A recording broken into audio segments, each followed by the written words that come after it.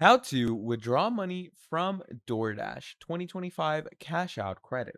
In this video, what we're going to be doing is we're going to be talking about DoorDash and how you can go ahead and withdraw money from DoorDash in the easiest way. Now, this only works in the case, obviously, if you are a Dasher. If you're a customer, you can't really withdraw money from your DoorDash.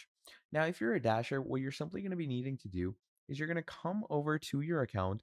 You're going to go over to your payment methods. And right about here, it's going to give you a payment method of direct to bank, or it's going to say add a bank account.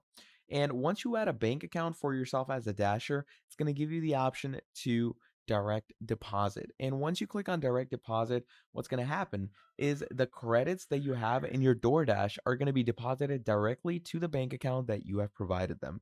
And that is basically how simple and easy it is to withdraw money from DoorDash in the easiest way. So, thank you for watching this video till the end, and I'll see all of you next time. Have a great day. Goodbye.